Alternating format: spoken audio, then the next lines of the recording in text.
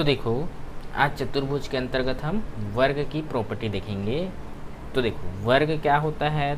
तो वर्ग मतलब जिसकी चारों भुजाएं बराबर होती हैं।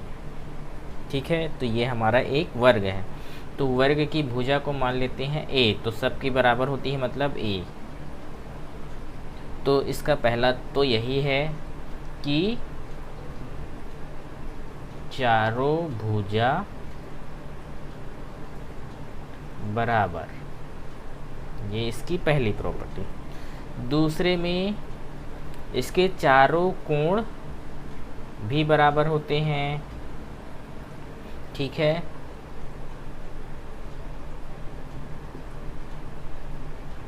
चारों कोण बराबर और कितने होते हैं? तो 90 डिग्री के। ठीक है, तीसरा में इसके दोनों विकर्ण तो ये भी बराबर होते हैं।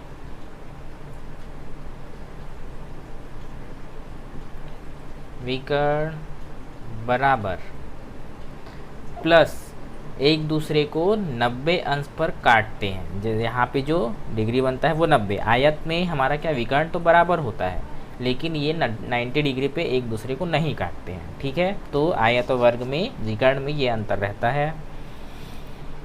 ठीक है, तो देखो अब ये विकर्ण 90 डिग्री आ गया, तो विकर्ण निकालेंगे तो क्या हो जाता है? ये हमारा कर्ण है, तो कर्ण का वर्ग बराबर भुजा का वर्ग, लंब का वर्ग, आधार का वर्ग। तो यहाँ पे दोनों क्या है? ए है, तो ए का वर्ग प्लस ए का वर्ग। तो क्या हो जाएगा ये? तो ये कर्ण हमारा क्या है? विकर्ण। विकर्ण बराबर क्या हो जाएगा? ये √2a का स्क्वायर। ठीक है, तो ए स्क्वायर हमारा बाहर निकल जाएगा, तो क्या बचेगा? √2 इंटू ए। तो वर्ग का विकर्ण क्या होता है? √2 इंटू ए। ठीक है, तो इसको मैं ऊपर लिख देता हूँ। तो यहाँ पे विकर्ण बराबर क्या होता है? √2 इंटू भुजा। ए मतलब क्या है? भुजा। तो √2 इंटू भुजा का मल्टीप्लिकेशन करेंगे तो हमारा विकर्ण निकल जाएगा। ठीक है, तो देखो ये निकल गया, और इसका परिमाप क्या होगा? तो परिमाप बराबर 4 इंटू ए, मतलब 4 गुणित भुजा, क्योंकि सबको जोड़ेंगे तो सब बराबर है, तो 4 इंटू ए ही आएगा। ठीक है, तो उसके बाद आता है पांचवा, क्षेत्रफल। क्षेत्रफल, तो क्षेत्रफल क्या होता है हमारा? लंबाई गुणित चौड़ाई, तो सब बराबर है, तो यहाँ पे क्या हो जाएगा? ए का स्क्वायर, भुजा का स्क्वायर करेंगे तो ये हमारा क्षेत्रफल बन जाएगा। अब इसकी विशेष प्रॉपर्टी में देखते हैं कि देखो, दो विशेष प्रॉपर्टी इसकी, अंतः त्रिज्या और परित्रिज्या। तो उसके लिए हमें क्या करना पड़ेगा? इसके अंदर दो वृत्त बनाने पड़ेंगे। तो देखो, ये अंदर वाला वृत्त एक बना,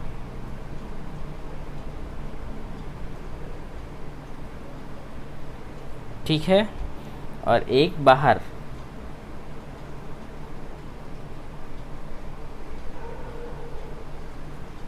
ये ठीक है, तो देखो ये विकर्ण को जो जोड़ेंगे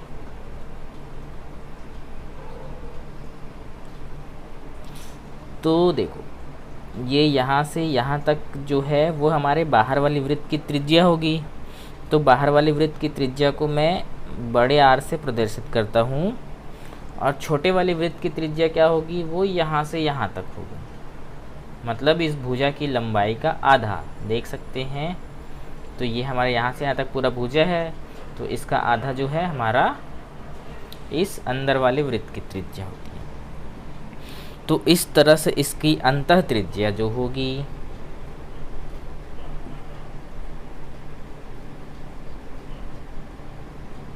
अंतः त्रिज्या वो क्या होगी? स्मॉल आर बराबर ए डिवाइडेड बाई 2, सीधा सीधा इसकी भुजा का आधा कर देंगे तो अंतर्वृत्त की त्रिज्या निकल जाएगी। और इसी तरह इसकी बड़े वृत्त की जो त्रिज्या है वो क्या है, हमारे विकर्ण का आधा है। तो हमारा विकर्ण कितना निकला है ये, तो उसका आधा कर देंगे, तो जो हमारा परिवृत्त त्रिज्या है, परित्रिज्या, तो ये क्या हो जाएगा, बिग आर बराबर विकर्ण क्या है, √2 इंटू ए डिवाइडेड बाई 2। ठीक है, तो अब देखो यहाँ पे ये डिवाइडेड बाई 2 है, √2, तो ये क्या हो जाएगा, √2 ए डिवाइडेड बाई, इसको क्या लिख सकते हैं, √2 इंटू 2। तो यहाँ से एक √2 कट जाएगा, तो बचेगा क्या, सिर्फ √2, तो ये हो जाएगा a डिवाइडेड बाई √2, तो ये परित्रिज्या। ठीक है, अब यहाँ पे एक और प्रॉपर्टी है, तो क्या निकल गया ये, a डिवाइडेड बाई √2। अब यहाँ पे एक लास्ट प्रॉपर्टी इसकी देखते हैं, वो है अंतःवृत्त और परिवृत्त के क्षेत्रफल का अनुपात। ठीक है, ये वाले अंतःवृत्त और ये परिवृत्त दोनों के क्षेत्रफल का जो अनुपात है तो वो निकालते हैं। तो देखो क्षेत्रफल का अनुपात अंदर वाले का कितना हो जाएगा, पाई स्मॉल आर का स्क्वायर, और बड़े वाले का करते हैं तो पाई कैपिटल आर का स्क्वायर, तो पाई पाई पहले से कैंसिल हो जाएगा। ठीक है, तो स्मॉल आर कितना है हमारे पास, a/2, तो a/2 का स्क्वायर, इसका स्क्वायर कर देते हैं, डिवाइडेड बाय ये क्या है, a/√2 का स्क्वायर, a/√2 का स्क्वायर। ठीक है, तो इसको इधर देखते हैं, तो a का स्क्वायर डिवाइडेड बाई ये √, में नीचे का ये 2 का करेंगे तो ये हो जाएगा 4। इसी तरह से यहाँ से करेंगे तो a का स्क्वायर √2 का स्क्वायर करेंगे तो ये आ जाएगा 2। ठीक है, तो ये a स्क्वायर तो हमारा कैंसिल हो गया, तो बचा क्या, 1/4। अब इसको ऊपर ले जाएंगे गुणा के फॉर्म में, तो 2/1 हो जाएगा, तो यहाँ से आ गया कितना, 1/2। तो जो हमारे अंतःवृत्त और परिवृत्त की क्षेत्रफल का अनुपात है 1:2 होता है। मतलब इस अंदर वाले वृत्त का जितना क्षेत्रफल होगा उसका जस्ट डबल होगा हमारा बाहर वाले क्षेत्रफल, परिवृत्त का क्षेत्रफल। ठीक है, तो चलिए इससे रिलेटेड हम एक क्वेश्चन देख लेते हैं, उसके बाद फिर वृत्त के जो हमारे चतुर्भुज में वर्ग है, तो वर्ग हमारा की प्रॉपर्टी हमारे यहाँ पे पूरे हो जाएंगे।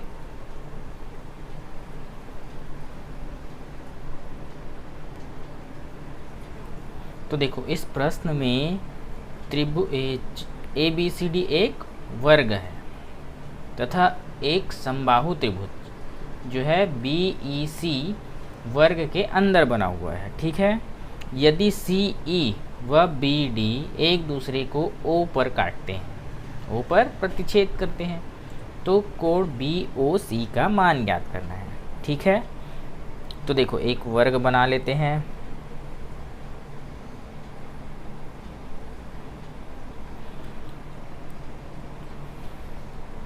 ABCD।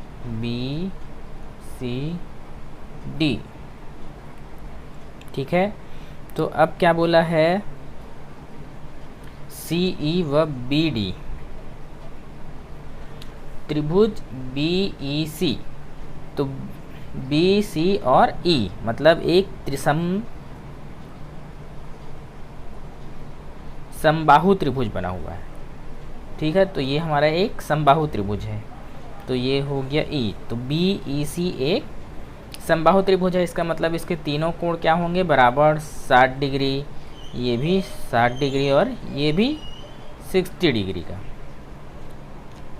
ठीक है,